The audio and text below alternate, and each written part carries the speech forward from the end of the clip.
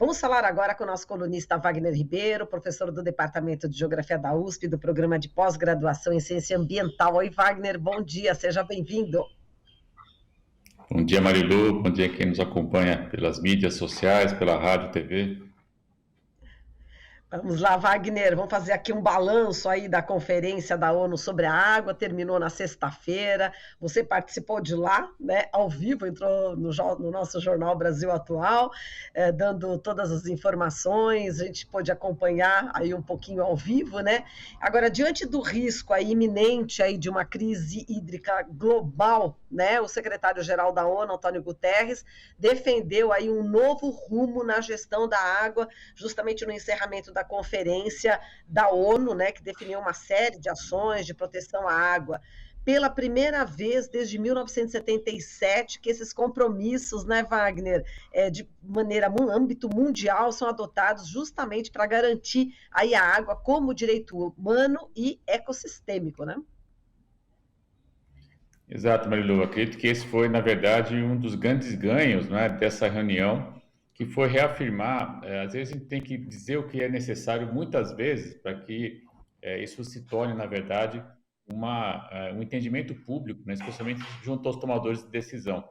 Então, reafirmar que o direito humano à água e ao saneamento é fundamental foi um ato muito importante, um resultado importante da convenção. Por quê? Porque vários países ainda não adotaram o direito humano à água e ao saneamento entre a sua legislação interna, digamos assim, né? Então, quando você tem uma conferência internacional, onde você, depois de 40 e tantos anos, né, com cerca de 2.000 participantes, incluindo aí chefes de Estado, sociedade civil, povos originários, acadêmicos, jovens, enfim, movimentos sociais, e você reafirma essa necessidade, você traz novamente à pauta uma bandeira, que eu diria muito importante, né, para vários países, que é justamente garantir o acesso à água e ao saneamento. Entendendo fundamentalmente, Marilu, que para cada dólar, cada real investido em água e saneamento, há uma economia de 3 vezes, né, 3 dólares em serviços de saúde a posteriori, né? Então, esse é um dado que foi muito, circulou bastante, que não é novo para quem mexe com a questão da água, evidentemente, mas que surgiu novamente com muita força na conferência, porque justamente se trata disso, de ter também, por meio do investimento no acesso à água e ao saneamento, outros ganhos, né, paralelos, como, por exemplo, a diminuição de gastos em serviços de saúde. E, evidentemente, aumentando a qualidade de vida da população, que é uma das grandes metas, né, dos Objetivos do Desenvolvimento Sustentável, justamente também associados a essa ideia de você ter uma agenda para a água que faça com que nós consigamos melhorar os números, né, que ainda, infelizmente, são baixos. Você tem cerca de 46% da população mundial sem acesso à água de qualidade e em quantidade segura, por exemplo, né? Então, essa fala final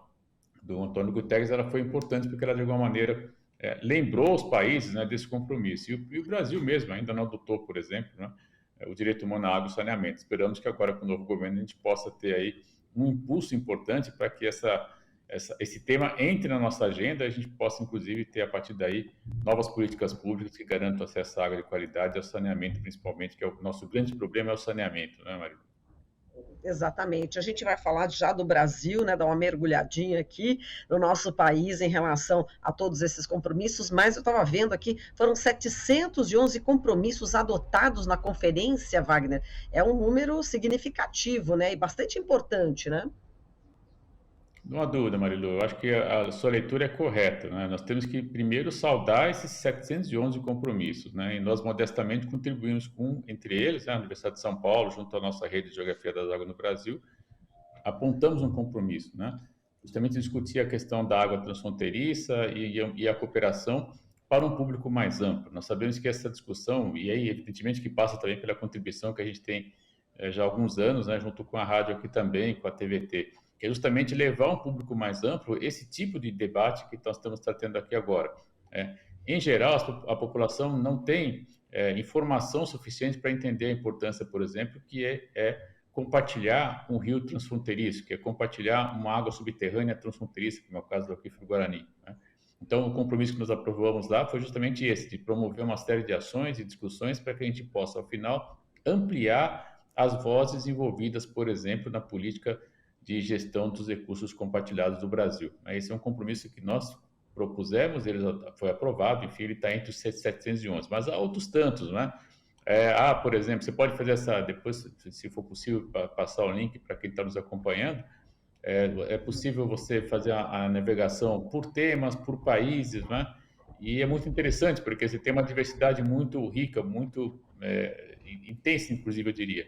Um momento que eu queria destacar foi justamente o movimento das mulheres pela água, uma portuguesa, Suzana, que ela chamou lançou essa bandeira, né? Ela é uma ativista também da mudança climática, e houve uma reunião, Marilu, justamente no último dia da reunião, na sexta-feira, a única falada totalmente em português, foi até muito interessante e isso atraiu muita gente também. E nesse momento, então, foi lançado esse documento, né, o Manifesto das Mulheres pela Água, mostrando aí, por exemplo, uma leitura de gênero muito importante, muito salutar, eu diria, que vem em boa hora, já que nós sabemos, né, que infelizmente as mulheres são as que mais sofrem, né, com relação à falta de acesso ao saneamento e principalmente de oferta de água, né, já que em muitos países, inclusive no Brasil, quando você não tem acesso à água, cabe às mulheres, né, nessa divisão que está posta, infelizmente, ir atrás do recurso, né, muitas vezes carregando aí até cerca de 2 quilômetros, 1 quilômetro para ir, 1 quilômetro para voltar, para ter acesso à água, né?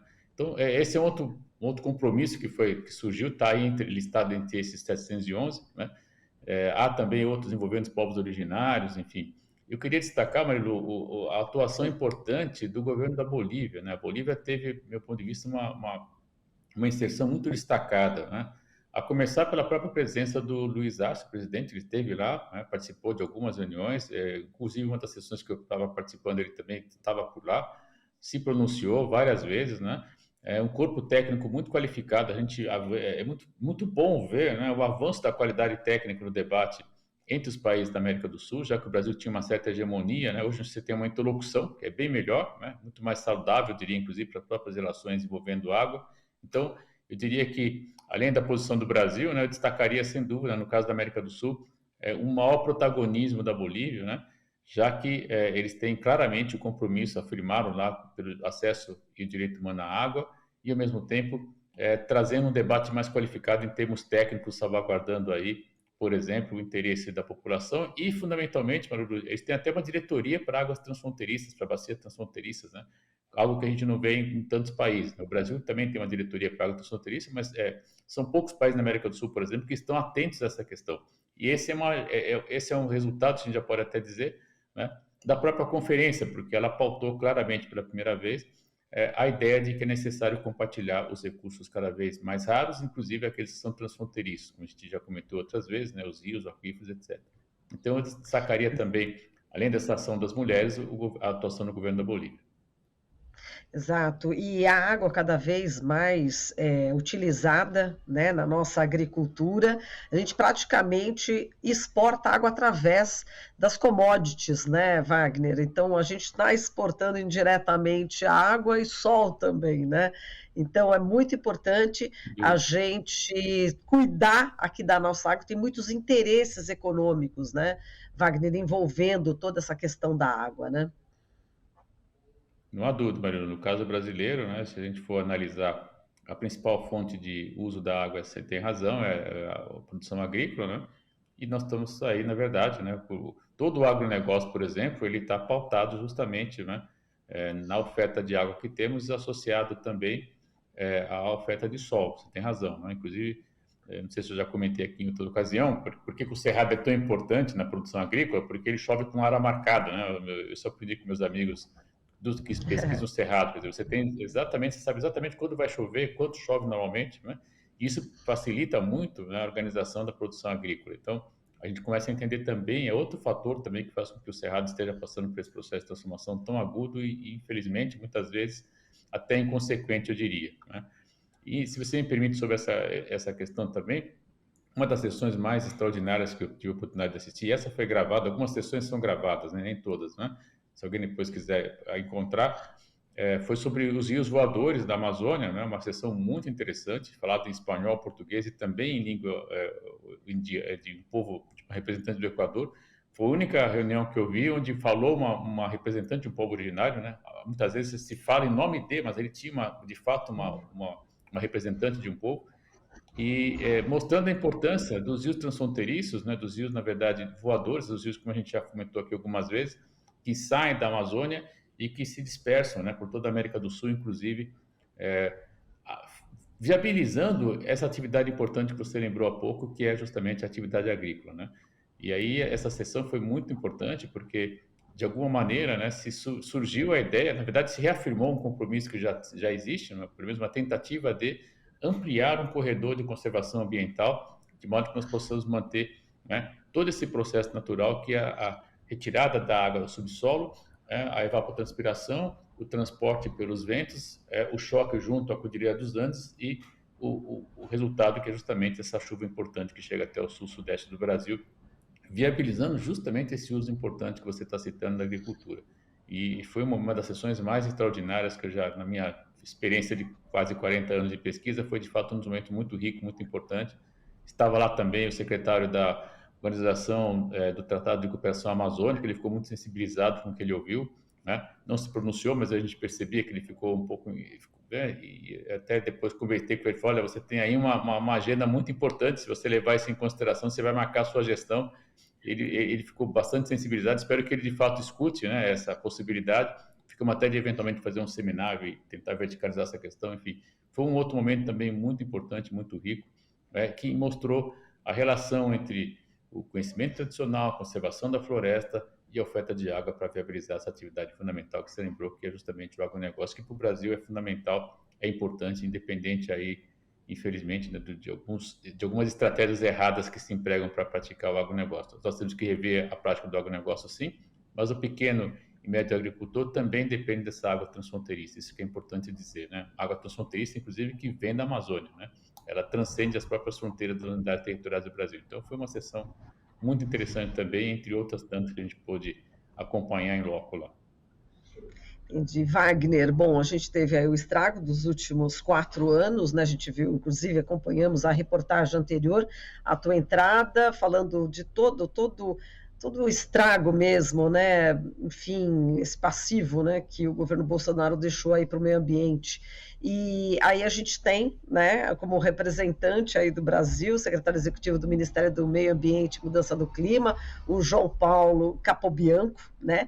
E no discurso ele justamente citou essa questão da democracia, do fortalecimento da democracia, fortalecimento das instituições, né, para o novo governo do Brasil, e ele diz, né, que lidamos com as tentativas de enfraquecer o nosso regime democrático, reafirmando o nosso profundo compromisso com a democracia. E segundo ele, esse é um ponto importante, porque o acesso universal à água e ao saneamento requer também um sólido processo democrático. E como ele diz, a lei brasileira estabelece a água como um bem público. Então, políticas e ações devem ser orientadas por uma ampla participação social e um equilíbrio entre os usos múltiplos, né? Segundo Capobianco. Queria que você falasse, então, da participação aí do Brasil, aí no caso o Capobianco, do governo brasileiro, já que muitos países estão realmente com os olhos voltados para o Brasil, né? Há muita preocupação em relação ao que vai acontecer daqui para frente, né, Wagner? Diga lá, eu vi aqui o discurso do Capobianco, e que inclusive você nos enviou, e a gente acompanhou também pela imprensa, óbvio. Queria que você falasse, né, dessa nova postura brasileira.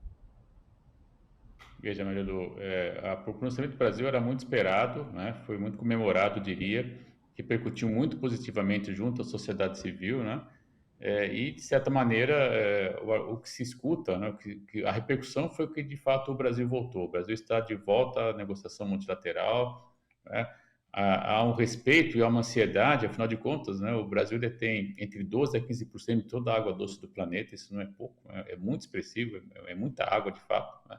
Então, as ações de água relacionadas à gestão da água do Brasil, elas têm interesse e repercussão internacional, sim. Isso precisa ser muito claro, né? Precisa ter clareza disso. E esse pronunciamento ele foi muito importante porque ele reafirmou um preceito básico, né? Que esteve ameaçado, e eu diria que ainda está, não está nada consolidado, infelizmente, né?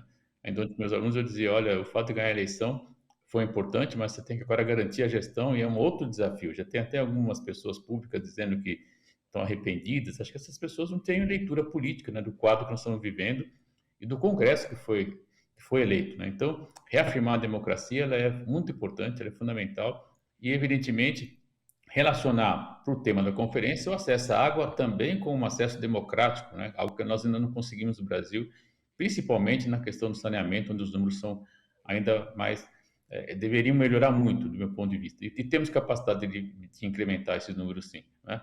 Eu queria realçar também, Marilu, que outro tema que entrou em pauta, eu já citei uma situação da Amazônia, mas o Pantanal também surgiu numa reunião que eu participei ainda no domingo, né? Pré-conferência, e ali também surgiram, né, inquietações bastante interessantes sobre como o Pantanal foi tratado, né? O resultado dessas ações ou das não ações que você citou há pouco para aquele indivíduo que está em Miami ainda, acabou de alguma maneira impactando de maneira muito expressiva, né, todo o ecossistema do Pantanal. Isso, inclusive, gerando aí muita preocupação, já que nós sabemos que o Pantanal tem uma capacidade, tem uma formação geográfica, né, muito peculiar quando a gente olha os sistemas naturais do planeta, inclusive, né?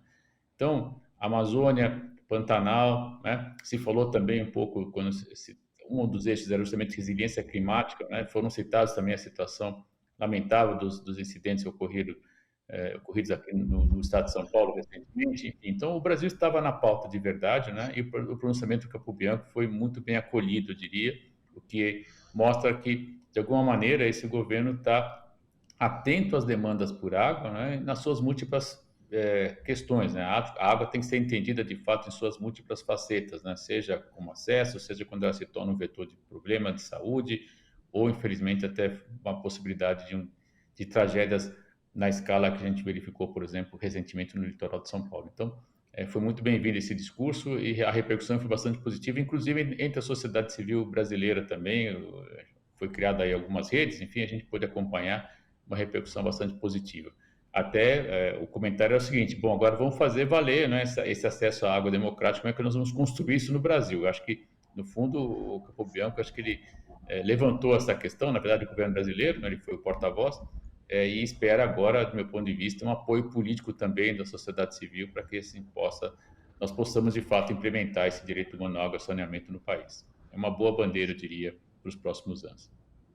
Perfeito. Agora, só para a gente encerrar, a gente já tem uma perspectiva, né, que parece que em 2025 já foi definida nova conferência também sobre a água, né? Quer dizer, vai ter de uma forma mais frequente, né, a discussão sobre esse recurso hídrico tão importante, fundamental para toda a humanidade, né, Wagner?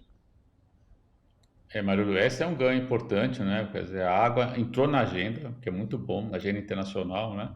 Ela estava indiretamente quando se fala em conservação da biodiversidade, quando se fala em mudança climática, mas agora ela ganhou status novamente, né? Uma das reuniões que eu pude participar também estava a Sonja, que é secretária-geral da Comissão da Água, né, e de Rios Transfronteiriços, né? E ela estava com um sorriso de orelha a orelha pela repercussão, né, e por tudo que estava acontecendo vinculada, por exemplo, a essa convenção. Então, de fato, a água andou na agenda, né? Entrou na agenda. Inclusive, se você me permite, agora no mês de julho, vai haver uma reunião de alto nível, né? O Brasil foi selecionado, junto com Gana e Singapura, como exemplo de gestão de água, né? Por incrível que pareça, né? Apesar da descrição, existem boas práticas envolvendo a gestão da água. Poderia lembrar o programa Água Limpa, né? Que envolveu aí a Itaipu, Binacional, ainda lá no governo Lula, né? Que eu espero que isso possa ser recuperado agora. Enfim, então, essa reunião de alto nível, que vai ser agora em julho, mostra que a água de fato está na agenda, né? Nós tivemos a reunião agora, que acabou de ocorrer, em julho, um outro encontro, né, para quem não está acostumado com o jargão das Nações Unidas, alto nível, quando você tem chefes de Estado, presidentes, primeiros-ministros, enfim. Então, vão ser apresentados dados e o Brasil foi escolhido para ser um exemplo, né, de apresentar experiências bem-sucedidas de água. Isso me parece já um indicador que o Brasil voltou, né, que tem aí, sim, sem dúvida, temos muito o que mostrar, né, e ilustrar para outros países também uma boa prática relacionada à gestão da água. E aí, 2025 está logo aí, né, esperamos que a conferência ganhe corpo e esses 711 compromissos eles consigam se tornar realidade. Acho que essa é a grande batalha. Temos agora uma agenda e é preciso cumpri-la. Então, vamos para a ação. Vamos para ação, é isso aí. Wagner, muitíssimo obrigada aqui pela tua participação, forte abraço e até semana que vem. Até lá. Falamos aqui com Wagner Ribeiro, professor do Departamento de Geografia da USP, do Programa de Pós-Graduação em Ciência Ambiental. Estamos apresentando Jornal Brasil Atual. As notícias que os outros não dão.